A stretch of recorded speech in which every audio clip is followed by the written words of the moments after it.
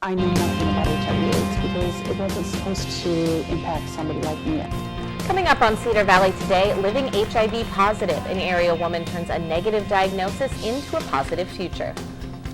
In Olympic gold, find out more about the man behind the mask in his quest for a gold medal. An opera workshop. We have a live interview with members of an upcoming local opera performance. Cedar Valley Today starts now.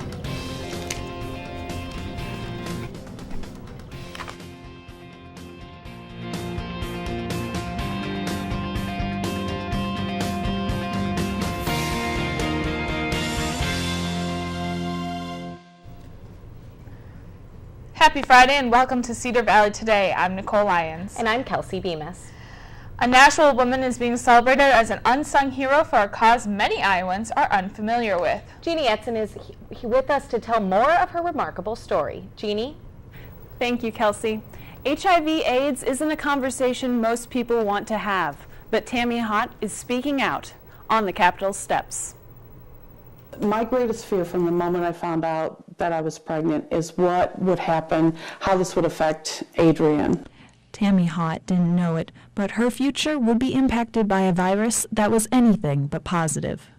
I've been living with HIV for 20 years, and when I was diagnosed August 23rd, 1993, I never imagined that I would still be here today. Tammy's life changed when her then-fiancé Roger was diagnosed with AIDS from an HIV-infected blood transfusion.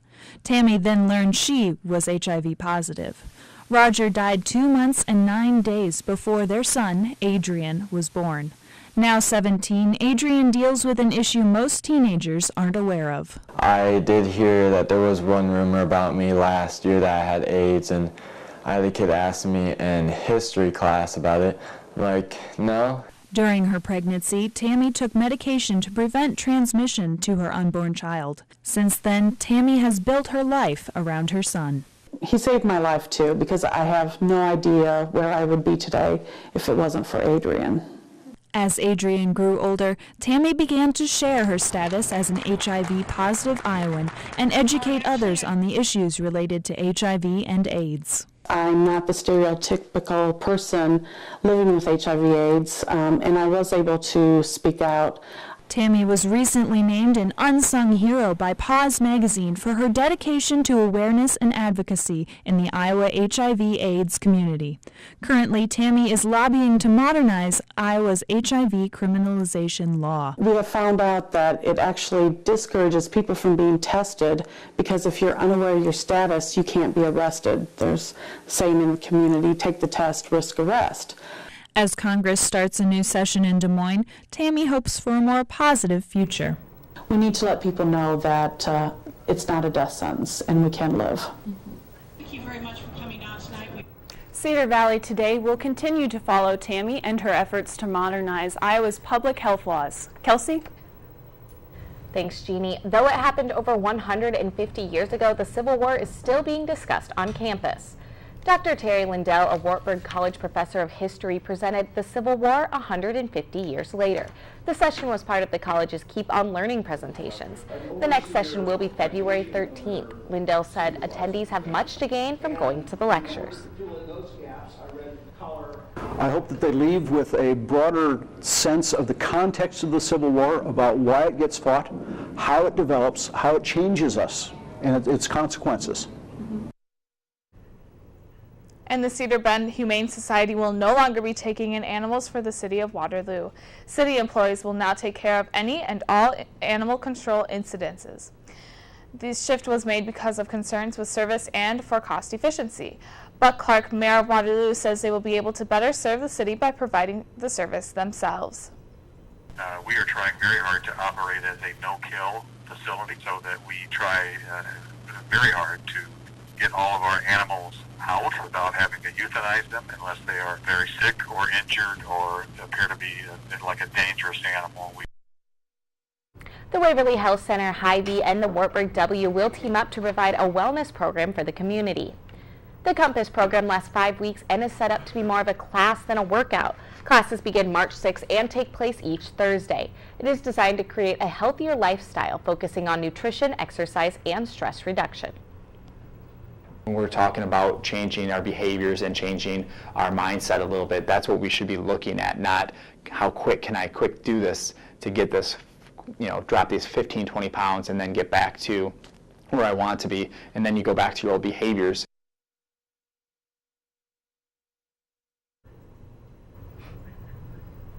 The United Way celebrates its 90th anniversary with a record year in fundraising. The 2013 Cedar Valley United Way campaign broke $3 million for its 5th year in a row. Officials announced it yesterday morning to nearly 400 people at the annual Breakfast of Champions.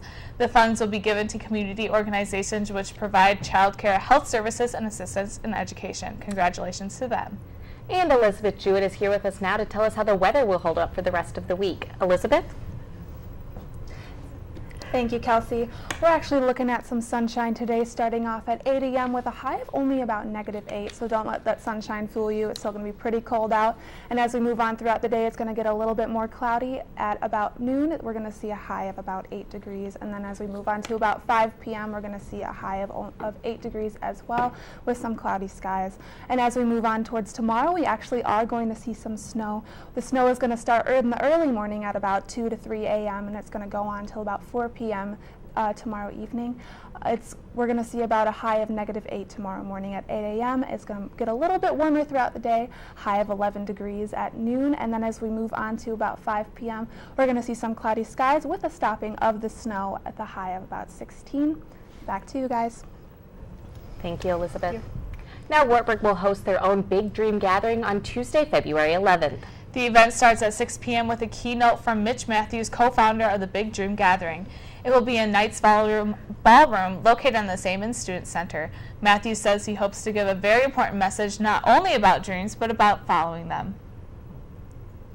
I think everybody's got a dream, and that's what makes it so incredibly worthwhile, is that we have dreams even when we're little kids, and some of us still have those dreams inside of us. We just haven't been willing to write them down on paper or go after them. So this event kind of helps adults open that up, and it encourages kids to share their dreams and yet go after them as well. So 2 minutes, hear about a unique music performance coming to Wartburg.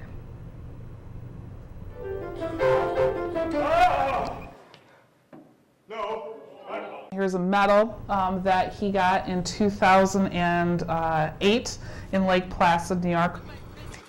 Currently ranked 3rd in the U.S. in skeleton. Find out more about the local man's quest for gold in Sochi.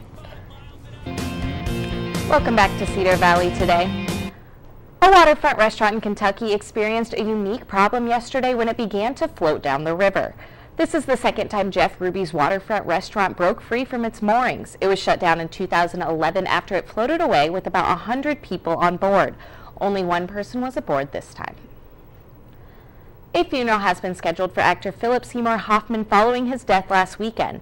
The medical examiner has not yet released the official cause of death. Police say they found syringes, prescription drugs, and dozens of bags of what they believe to be heroin in Hoffman's apartment. Police have arrested 4 people believed to be connected to the drugs.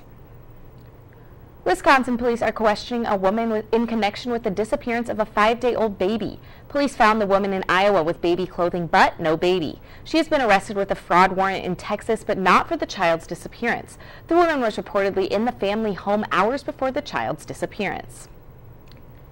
An emerging leader in the Republican Party is facing an investigation from the House Ethics Committee. Washington Representative Kathy McMorris Rodgers is suspected to have improperly spent money to be picked as the new leader of the House Republican Conference. McMorris Rodgers' attorney said the Congresswoman did nothing wrong. A new threat is tied to the opening of the Sochi Winter Olympic Games. The U.S. Homeland Security tells airlines flying to Russia to beware of toothpaste bombs. It is believed that terrorists may attempt to pack toothpaste or cosmetic tubes with explosives. The TSA has temporarily banned all carry-on liquids in flights between the U.S. and Russia. And with the Olympics are starting up this week with the opening ceremonies today at 10 this morning. Cedar Valley Today's Jacqueline Schutte is here with the story of a competitor's experience of getting to the Sochi Games. The Winter Olympics bring with it a variety of interesting sports. I talked to the family of an Olympic athlete from Prairie du Chien, Wisconsin, who is competing in skeleton. Curling, biathlon, and luge. are all strange winter sports we can watch in this year's Winter Olympics. But have you heard of skeleton? Skeleton is basically an individual sport where one person gets on a sled. It's about 2 feet long, and they go down the bobsled chutes at about 80 to 90 miles an hour, head first on their belly. No brakes, no steering. Like I said, it's really heavy. Her brother, Matt Antoine, is a skeleton athlete from Prairie du Chien, Wisconsin, who is competing in the upcoming Olympics. He has been working the last 11 years of his life to get ready for these next couple days. His Olympic journey started with his father's interest in Formula One racing. Growing up, my dad and my brothers went to lots of car races. They raced go-karts in the area, and so there was always kind of that quest for speed. Skeleton took a 50-year absence from the Olympic Games until 2002. The same year, Matt got his own start in the sport. He's going about 75 miles an hour. That July, over 800 people tried out for the team. Only he and 99 others were chosen. In the last 11 years of his life is it's his full-time job, training for the Olympics, waiting for this day to come. Here's a medal that he got in 2008 in Lake Placid, New York. And the next couple weeks will determine if all that work will turn into a medal. Right now, his turn on the podium is looking hopeful. Throughout the season, you get points for how you finish. And when the season ended a couple weeks ago, he finished 3rd in the world overall.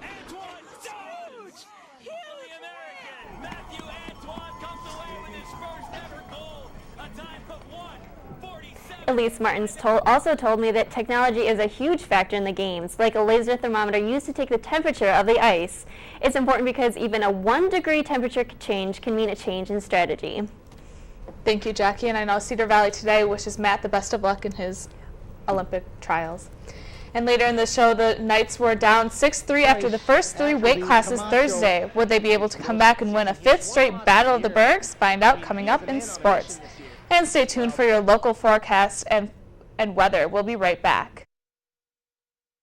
We're going to go ahead and start out with our national highs, starting with Seattle with a high of about 35 degrees.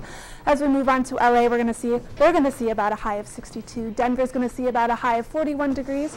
Chicago is going to be a little colder at about 14 degrees. And as we go ahead and move on down to Houston, we're going to see a high of about 35. New York is going to see about a high of 33. Washington, D.C. a high of 42. And Miami a high of about 79, so a little warmer than us here in Iowa. As we get our statewide highs in Sioux City, we're seeing about a high of 18 degrees. Council Bluffs, we're seeing about a high of 14. As we move on to Des Moines, we're going to see a high of about 17 degrees. In Mason City, high of 14. Waterloo, it's going to be a little colder at a high of about 13 degrees. Cedar Rapids and Dubuque, a high of 14. Then we're going to go for Friday. It's going to be partly sunny with we're going to see partly cloudy skies with a high of 16 for Friday. As we move on to Saturday, we're going to see about a high of 20 degrees with a low of -3. Sunday, we're going to see about a high of 7 and a low of -11. And for our 5-day forecast, we are going to see some snow on Saturday with a high of about 20, low of -3. Sunday, we're looking at about a high of 7, a low of -11. Monday, it's going to be a little colder with a high of only -2. And as we move on throughout the day, or throughout the week, on Tuesday, it's going to be a high of about 11 degrees. It's going to be partly sunny with a low of 5 degrees, And on Wednesday, it's going to be a little bit warmer, but less sunny with a high of 23 and a low of 16. Back to you guys. Thank you, Elizabeth. I'm joined here with Dr. Brian Faltzgraff, the director and conductor of Wartburg's Opera Workshop, along with one of the performers in the show, Anders Larsson. They're here to speak with us about the collaboration of professors and students in Wartburg's upcoming opera. Thank you for joining me. Can you tell me a little bit about the opera and what the name is and that kind of thing? Well, the opera is called Gianni Schicchi. It's an Italian opera by composer Giacomo Puccini. It takes place in the 1200s, right? Yep. If I've done my research. And it's a comedy, And so it's designed to make people laugh. It's a one-act opera, so it's pretty short. And we're doing it in English this time, so people can understand what we're saying. Okay. And what are your guys' parts in the opera?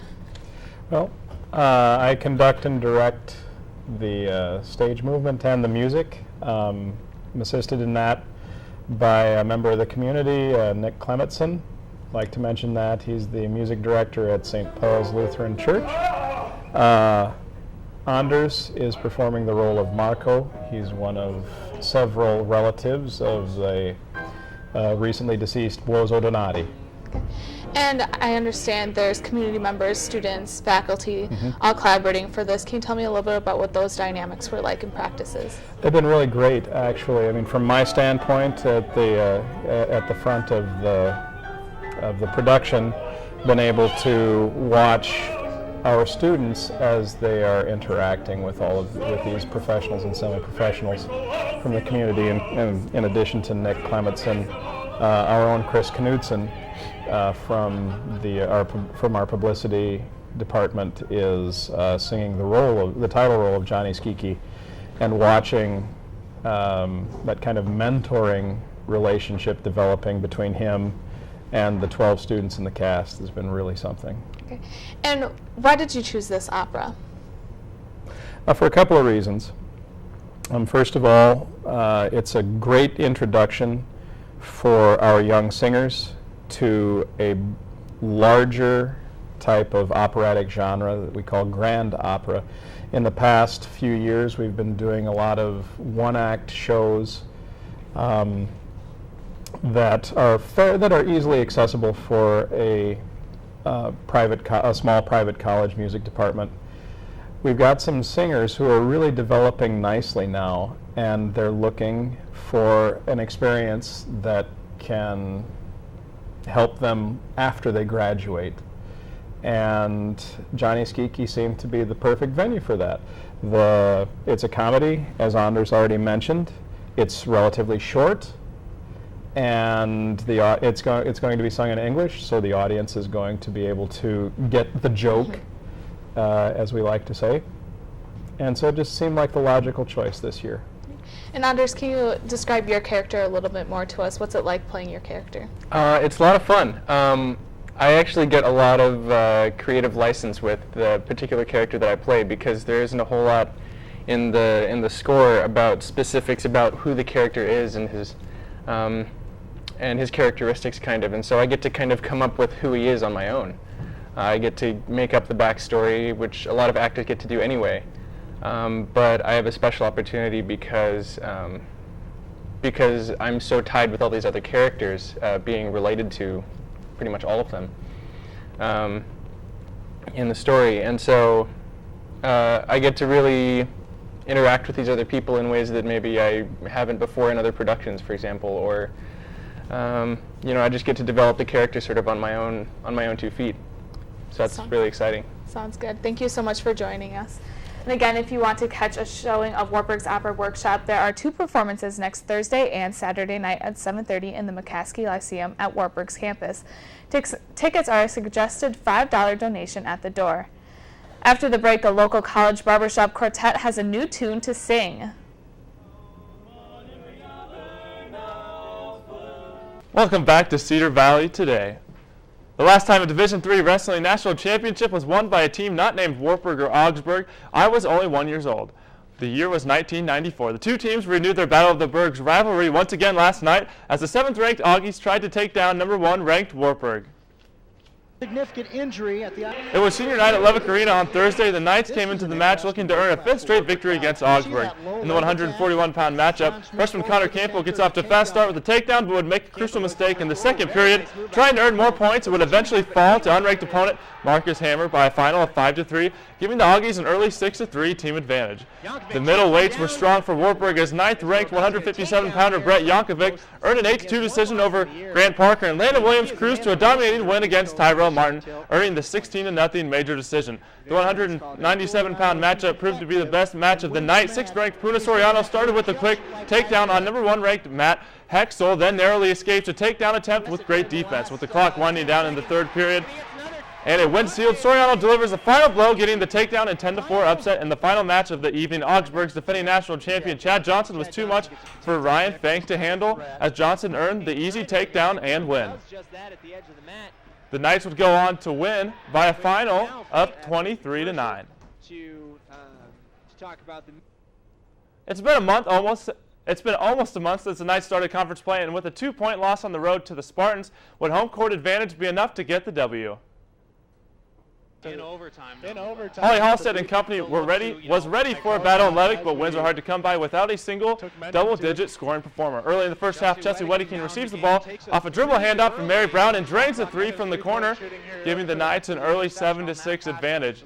Dubuque's Jenna Kotis was hot all night from the three-point line, nailing this three from the other side of the state. More to come from Kotis later. Just before halftime with a 10-point deficit, Bobby Burrows would cut the lead to 7 with this three, but the Knights would shoot only 17% from the arc on the night. Kotis would pick things up in the second half for the Spartans, nailing one of her team-high 3 three-pointers. Later, sophomore Kaylee Cladeville hits an open jump shot, bringing the Knights within 7, but that was the closest it would get as Brittany Collier gets a steal and beautiful assist to Jennifer Fisher, as the Spartans would coast to a 20-point win, defeating the Knights 60-40. The men also faced a tough Dubuque team Wednesday night. The Spartans came into Levick Arena with an 18-1 record, trying to defend last year's conference tournament title. The Knights looked like they were going to stay competitive in this one when Thomas Perkins drains a three to get within 1, but Wartburg would get no closer than that as the Spartans controlled the game from that point on. Gage Heffernan steals the pass and goes all the way to the hole and making the and one here to go up 7. Andre Norris was unguardable and leads a charge as he gets in the open court, finishing the break with this thunderous alley-oop. We'll see that right here. And then Norris didn't slow down the second half, capping off a 22-point performance with this bomb here. Wartburg could not be contained. The Spartans could not be contained, and they win this one by a final of 83-65. The loss sends Wartburg back to 500 in the Iowa Conference. They will look to bounce back tomorrow afternoon against Loras at 4 p.m. Thanks for watching, everyone. We'll see you on Wednesday.